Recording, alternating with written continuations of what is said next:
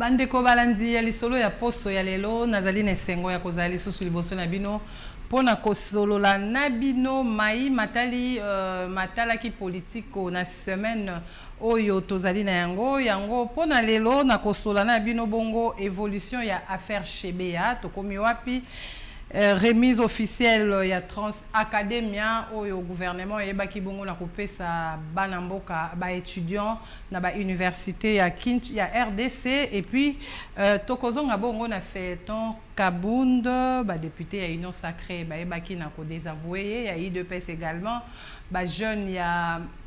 ya Lubumbashi pe ba marchaki pona yango et bongo na yango e komema biso na marche de soutien ya Ngoi Mulunda oyo bai bandeko na biso ya Katanga bayebaki na kosala pona ko soutenir kosenga ete babi misango Mulunda na kati ya boloko tokozonga bongo na masolo nyonso wana oyebaki na ko frapper semaine oyo avec ba image à l'appui oyo rédaction ya Vers Pâturage yebaki na ko réaliser entre-temps na kosenga na régie à balancer les biso nano élément ya procès ya Chebeya ba procès o elekaki ya Chebeya total évolution nango avant to banda.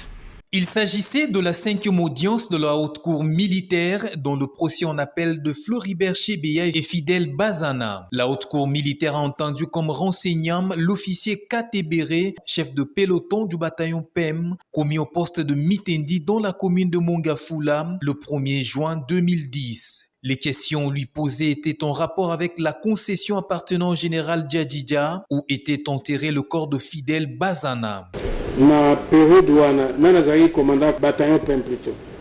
Zaka général Djadjidja. Est-ce que tango ozali ko na position ozali ko na mission pe ya kokengela mapango na ekuna jour moko era ya kakuna ayo kutanga ya bisingai takula ngai naza musika naza na msala na ngai mapango na ngai na kenda na kuta mapango wana za kuna alobi lokola yo zawa pe bazo banda kosala misala wana banda koya kokende koya buni pamasona nga bangoyo sukuru tala ezali baza besoin ya ciment ou bien mai na kotinga mbongo epa na yo opesi bango. La cour a ensuite interrogé le prévenu Jacques Mugabo. Les questions lui posées ont tourné autour des actes posés par le général John Numbi après l'assassinat de Floribert Chebeya et Fidèle Bazana. Na kanisaki musalo ezakine ba déployer baninga na ngai kenakego sala na goma wakati nafika kule bana kanipokea kwenye gari ya gari militaire na tango na kome kuna bakumbi ngai na mutuka militaire wakanibeba ku residence ya general Mungi kwenye na piki yako wakati akaenda Goma tulikuwa ba garde yake nde amemi ngai na résidence ya John Numbi na Goma bandarme bazalaki wa. Il faut par ailleurs rappeler que le prévenu Christian Goïkenga Kenga n'a pas comparu à cette audience. Et conformément à l'article 239 du Code judiciaire militaire, une sommation a été dressée contre lui. Voilà bandeko bouti bongo kolanda bongo procès oyelekaki oyo Paul Mulania ayebaki bongo na ko comparaître alobaki ba vérité oya yebaki na affaire Chebeya bongo na niveau otokomi nango lelo eza que basengi président de la République honoraire Joseph Kabila Aïba Bongo na ko comparaître parce que ba kombo na epet sitamaki mingi na affaire Chebeya. La haute cour militaire et rejeta ki bongo demande wana o basenga ki président honoraire de la République démocratique du Congo Joseph Kabila à comparaître mais aussi plusieurs autorités de la justice militaire dont général Mponde à titre des renseignants. Malheureusement, haute cour militaire a rejeté qui demande il y a partie civile et puis a invité plutôt le parti au procès de se préparer pour les plaidoiries qui va débuter le 26 janvier 2022 prochain. Bande Konabiso, il y a partie civile, il y a partie défenderesse, il y a Chebeya, il y a affaire Chebeya, Bakozala Bongo, Liboso, il y a haute cour militaire. Pour nakope sa bongo makanisi, oyona oyetali procès wana. Yango pour na titre de rappel, to ebi biso surtout que Floribert Chebeya azaki assassiné le 1er juin 2010. Azaki bongo na rendez-vous et pas ya général John Numbi, kuna et pas général John Numbi nde bayeba ki bongo na kokende na Chebeya pe azonga kite na chauffeur na ye. Toyaki ko retrouver corps ya Chebeya na mitendi na Mbeteke non loin du cimetière ya Mbeteke Nouvelle Cité. De wana place bébé na komona corps ya Chebeya na kati ya motuka mais chauffeur na ye ti lelo nanu amona na te yango wana ba procédure wana bazo sala pona koyeba nani atindaki ke baboma Floribert Chebeya ou azaki bongo grand activiste de droits de l'homme azaki ko défendre bongo ba valeur ou azaki bongo pona ko promouvoir aussi droits de l'homme dans la République démocratique du Congo. Azalaki bongo mokondi la ya ONG la voix des sans voix. Oye baka bongo na ko défendre ba oyo nyonso bazana ba voix te pona ko tombola na tango baza ba victime ya violation ya droits de l'homme. Voilà. Sujet ya liboso yango na uti ko solana bino bandeko oyo bozana ba mituna banini botinde la biso na ba ya écran la biso numéro ezawana toleki bongo na makambu oyo etali bongo affaire Jean-Marc Kabound bandeko tolobi semaine oyo ezalaki show pona makambu ya Jean-Marc Kabound tokaki na mopanzi wana mosusu ezalaki bongo bandeko ya ba député ya Union Sacrée ba telemaki. Pour na kolobaete Jean-Marc Kabound, il faut démissionner parce que yemoko moto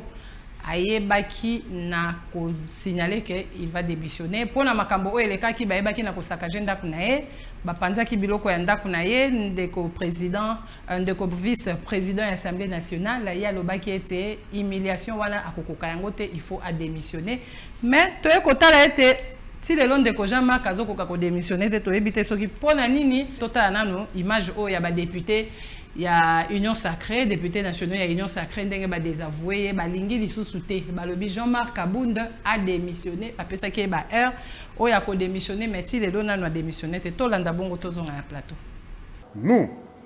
présidents des groupes parlementaires de l'Union Sacrée de la Nation, suivons de près l'actualité politique de notre pays. Nous félicitons Son Excellence, Monsieur le Président de la République, chef de l'État, Félix Antoine Tshisekedi Tshilombo, pour la tournée qu'il a amorcée dans le Congo profond, notamment dans le Kivu, l'Ituri et le Grand Kasaï, en vue de palper du doigt les besoins socio-économiques du peuple congolais, notre peuple. Nous réaffirmons, au nom de tous les députés nationaux, membres de l'Union Sacrée de la Nation, notre fidélité, notre loyauté et notre attachement sans faille à l'auguste personne de son Excellence, Monsieur le Président de la République, chef de l'État, Félix Antoine Tshisekedi Tshilombo. Nous le rassurons de notre soutien, tous azimuts, dans toutes les initiatives louables et salvatrices que son leadership éclairé entreprend dans la perspective de la réalisation du bien-être collectif du peuple congolais et pour le rayonnement de la République démocratique du Congo à travers l'Afrique et le monde. Aussi, nous réitérons notre soutien indéfectible à toutes les institutions de la République, en commençant par l'institution président de la République. Par la même occasion, nous déclarons solennellement notre soutien aux forces armées de la République démocratique du Congo et la police nationale congolaise qui assurent au quotidien l'intégrité territoriale, la sécurité et l'ordre public sur l'étendue du territoire national au prix des sacrifices suprêmes. Voilà, Bandeko Bouti Kolanda Bongo, déclaration. Il y a des députés à Union Sacrée, au bas des avoués, Jean-Marc Kabound, c'est vrai, vraiment torchon, ils ont brûlé na kati eu de peste, tozo yebate, pourquoi? Et comment qu'il a niveau premier vice-président, il y a Assemblée nationale, une grande institution, il y a Mboka, Mokondinango, il y a Mibale, Bokende Koko, Tatina Ndako Naebo, Panza. Est-ce que tozo tuna, ils ont compte à rendre? On en a marre ou quoi de Jean-Marc Kabound? Parce que là, Bobuti Komona, Binomo Kondenge ba déconaé à Lingomba ya Union Sacrée, Oyo asalaka que, Yende Mota salaka que, Union Sacrée et Simba mapeza moi makasi lelo, Bango wana babaluke lié lokola Pierre ayebaka na kowanga na Yesu bango pe bayebi na kowanga na ye balobi ke bazo soutenir chef de l'État yepe kuna na ngambo na ye azotika te Jean-Marc Abound pa boyi na ye ko démissionner na minute ototika ko mona ta lettre à démission ya Jean-Marc Abound te ako démissionner te Jean-Marc Abound président AI de PES ako démissionner te. Bon, moi je me dis peut-être à l'oba qui a encore un kanda, et ça qui dit solo que bon après bakou o ya zoa qui wana koka ko supporter te à l'obi mais avant de causer décision en public bande kolanga balandi ya li solo il faut ko yeba kandenge nini to koke ko zoka ba décision sous choc te sikoyo apparemment il n'arrive pas à démissionner ba misusu ba ke na caractère na e ako démissionner kaka akotika te fifika di maloba ki maman finga lokwa na ebi moto wana ako démissionner kaka mais jusque là azo démissionner te tolanda bongo active manifestation o esama ki bongo na Lubumbashi ba jeune ya Lubumbashi balobi akende ils ne veulent plus de Kabound balingi ete akende balingi komo na Kabound te ni na parti ni na Assemblée nationale tolanda bongo tozonga na plateau. Ils étaient dans la rue de Lubumbashi ce mercredi 19 janvier 2022. Ce militant de l'UDPS exige le départ du vice-président de l'Assemblée nationale Jean-Marc Abound à Kabound. Cette marche qui intervient quelques jours après l'annonce de sa démission reste une expression démocratique au sein de l'UDPS. Tous les jeunes de la ville de Lubumbashi, très motivés, disent au revoir à Jean-Marc Abound à Kabound. Cette marche était chapeautée par Dani Kabongo, un président de la Ligue de jeunes de fédération de l'UDPS Lubumbashi. Ils se sont tous réunis pour dire non à ce qu'ils qualifient d'un petit esprit et qui veut se faire grand. C'était pour dire non à un petit esprit qui veut se faire grand, à Jean-Marc Abound qui veut se caler au chef de l'État. Nous, enfants de l'UDPS, nous restons un et indivisibles, unis tous derrière le président de la République, le chef de l'État Félix-Antoine Tshisekedi Tshilombo. Nous disons non à une manipulation quelconque et pour distraire la population et les combattants de l'UDPS qui s'est engagé déjà à préparer les élections de 2023 où Félix Tshisekedi va déjà gagnant. J'appelle toutes les combattantes et combattants de l'UDPS de ne pas tomber dans cette distraction totale. Kabound n'est pas un petit dieu, c'est un simple combattant comme nous qu'on a élevé au milieu de nous. D'ailleurs, Kabound est connu il n'y a pas 5 ans, c'est à partir de 2017 que le nom de Kabound est connu. Il faut noter que ce jeune de Lubumbashi soutienne à 100% le chef de l'État Félix-Antoine Tshisekedi et incite Jean-Marc Abound à démissionner de son poste. Bande kwa IDPS penza boza makasi na ko désavouer kaka sikoyo muto bo bande ko kumisa lo bo bande ko mema na mapeka Jean-Marc Abound maître nageur asali boye lelo toza pe reconnaissant ko mutu o bino bo pesa soki ka combien nani arme mo ba benga soki ka 40 soki combien wala lelo bobo sen maramnios beaucoup me conseille Jean-Marc Abound ba marche akende tolingi ete akende kaka en fait bon mon client na oka bongo Jean-Marc talarara sokozana esika il faut comprendre ka makambango et puis to ki sou na masolo mususu balobi ke Jean-Marc azo coopérer na Moïse Katumbi yango wana nde ba désavoué moni ba o wana ba uti ya Lubumbashi ba désavoué pour ba yebi ba zana ba secret o bango ba yebi ba Jean-Marc Abound azo sa la campagne occulte ya Moïse Katumbi yango wana balingi lisusu te toko yamba bongo moko ya bato ya ensemble awa pona ko ya kosola na makambo oyo pe moko ya IDPS ba o ba désavoué ndeko na bon malgré bali kosola ngote bali kolobela ngote tozoyeba te. Après makambo oyo est-ce que Jean-Marc Abound na makambo nyo surtout penza o ba osala oyo okokoka lisusu kozonga na UDPS okokoka lisusu ko travailler na président de la République? Je ne pense pas parce que là yo na ndenge na yebeli yo saka makasa mwa mobali ya kotika démission soki ozate tinda bato na yo baya kotika lettre à démission pour kimia ezonga na parti po eza makambo oyo yo moko o lukaki yango bandeko balandi feuilleton oya Jean-Marc Abound Na semaine o nan to clôturer en côté. On suppose que semaine o poso e koya e kolada to ko continuer sous na makambango po tozo zela. Likambo ya suka o ezali bongo démission ya Jean-Marc Kabund. Sikoyo soki Jean-Marc Kabund a démissionné. Est-ce que et quoi en partir na union sacrée? Est-ce que UDPS et kozandenge nini? Yangwana nde motuna tokotuna na invité oya koya na poso oyo koya pona komanyola bongo politique ya UDPS et puis ya Union Sacrée bongo toleka bongo na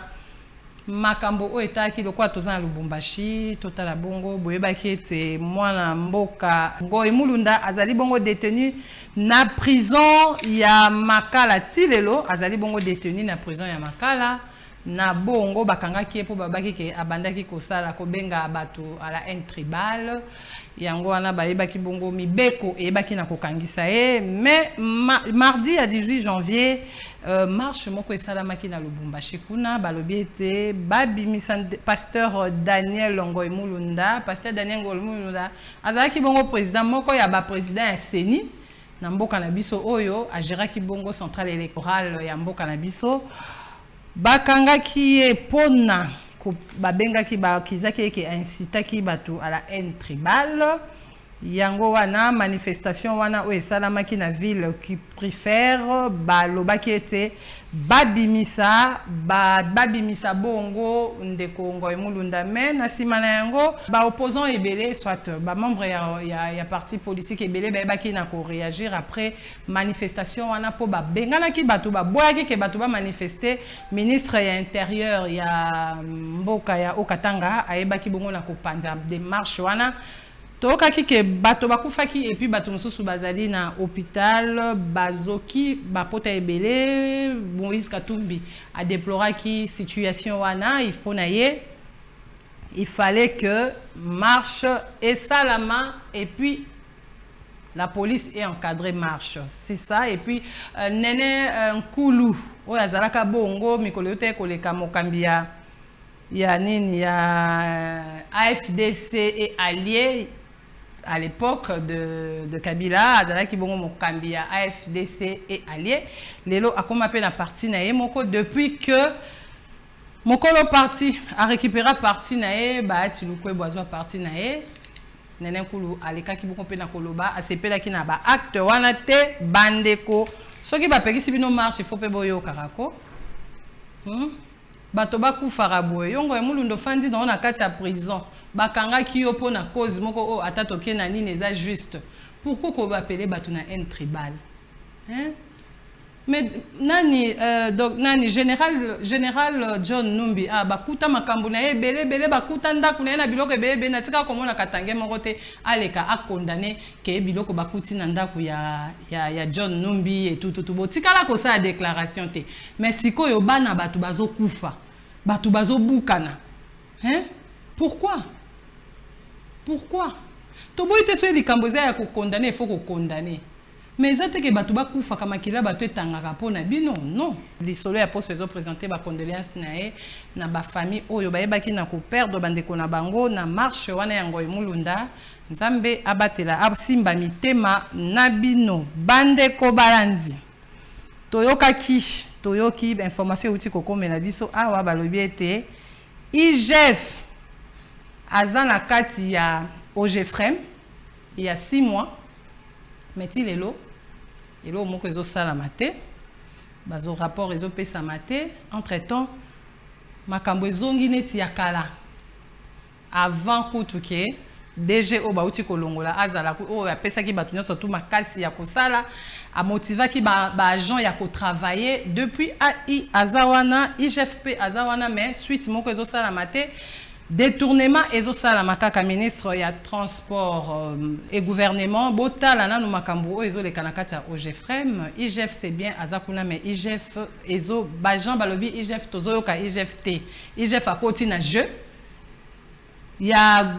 DGAI parce que là ba travailleur baza kolela makambo oyo bandi lelo te nga soki na lobi yango pona yoki ba travailleur baleli na kati ya OGFREM makambo ko mozonga OGFREM ezalaki lokwa société moko privé mais eko mozonga kwa société ya l'état allez-y comprendre. Ce que le quoi société à l'État, ça veut dire que on s'en fout. Mbongo ye koti, mutazo gérer moko et tout. Ige fozo sala nini na oje frère. Omoni nini, omoni elogote, toyo po koti na kati ya makambu ya DGAI. To le kabongo na kolobela bongo mituka. O tata mokonzi ayebaki na kopesa bana ya ba étudiants na biso to yebike chef de l'État azo fournir vraiment effort ebele pour na ko apaiser mitema pour na ko lembisa ko longolisa bakanda malgré bato ebele pe bazondima te mais to landana no image oyo ya Trans Academia ndenge bato basepelaki tozaki bongo na IFASIC. L'initiative du président de la République d'octroyer des bus aux étudiants est bonne, car cela facilitera chaque étudiant à retrouver son université, nous dit cet étudiant. Nous avions beaucoup apprécié l'acte présenté par le chef de l'État, Félix-Antoine Tshisekedi. Pour ces bus, cela aidera aux étudiants qui résident un peu trop loin de la ville, telle que nous sommes ici à l'IFASIC. Cela aidera aux étudiants qui résident peut-être en Télé, qui quittent en Télé trop tôt le matin et qui ont des couacs ou bien des difficultés à venir ici à l'IFASIC. Et cela va aider aux étudiants avec 250 francs ou bien avec un petit rien de venir ici facilement à l'IFASIC. Aussi longtemps que la grève des professeurs ne sera pas levée, ce bus ne serviront à rien, ajoute cet autre étudiant. L'acte est bon, mais ce n'était pas le bon moment. Ce n'était pas le bon moment parce que nous sommes en pleine grève académique. On n'a pas cours. La rentrée académique, c'était depuis. Mais jusqu'à présent, on n'arrive pas à étudier suite à la grève dont les professeurs ont fait. Alors pour moi, il fallait d'abord commencer par payer les professeurs. Si le président avait l'argent, il allait d'abord commencer par payer les professeurs et puis d'autres choses là après. Mais il a commencé par nous acheter les bus au moment où nous sommes à la maison. Qu'à cela n'y tienne, les étudiants appellent le chef de l'État à s'impliquer dans la grogne des professeurs pour mettre fin à la grève dans les universités. Bauti bongo kolanda bongo réaction ya étudiants ya IFASIC mais na koyebisa bino ke tata mokonzi ya prometaki ba étudiants que à côté la bango bus bande kona biso ya changu ba étudiants ya changu balinga kotanga mingi bande kona biso ya changu ba bus yango wana eyeli bino bokoza isu na difficulté te ba misusu penda balongwa changu alongwe changu ti inikin makolo pia babeta makolo na biba camarade ebele babeta makolo bobeta sous makolo te ba bus eza ya bino bo protéger yango bo batela yango moto akolinga kosala nungu na bus wana yo o interpeller po ekosunga yo na ba moyen de transport. Est-ce que ezamba liboso ba étudiant bazwa ba bus ngana koloba ezamba liboso te est-ce que ba bongisa ki yango babatelaka o ezaka liboso to te eloko nini esalaka ke babatela yango te na mikolo o tozobe na ministre ya transport oyo azabongo motema pembe ministre Okende Chéribin que je salue à passant yende moto akolandela yango po ye azamoto alandaka mibeko vraiment na aliment. Nous assurons que Babis Wana est bien entretenu et puis les chauffeurs, les conducteurs de ya eloko wana bako banda bongo ko tambola lolenge elongo bani ezala teke lokwa bomemi ba étudiant bomemi bangulu betidia baza bangulu na binote bo tambola na bango lolenge po bango nde mutu lobi bako simba mboka o bako za ba président ba ministre ya mboka oyo ya Congo. Voilà bandeko tozalaki bongo na masolo ya babus wana ezala kaka na Kinshasa te bakotinda ngo pe bongo na ba province mususu ba étudiant ya ba province bozala calme ministre alobi ekokende partout bino nyonso boko bénéficier na eloko ya gouvernement o ya pesi bino po amone eloko opesa bino te rame yaki awa po na kopesa bino o rame ezo contribuer na gratuité soki na nini wana rame bokozwa wifi ofele mais to tambola ki bongo na ba université wifi eza pasi to kolobela prochainement Pour voilà benda to kokende na ba image biso moko to keti na ba université pour que le baboye sans image et ça la bien té surtout wifi o bango ba loba ke wifi et continue na université to yebite soki ezaka pona ba professeur ba assistant na ba chef de travaux to yebite mais ba étudiant bazole la pona wifi ezo sala maté chef de l'état o le ka ki na ipen o lobaki wifi ezate et puis si la bis ezo te kamanango ki tok ka ndengo pe kisaki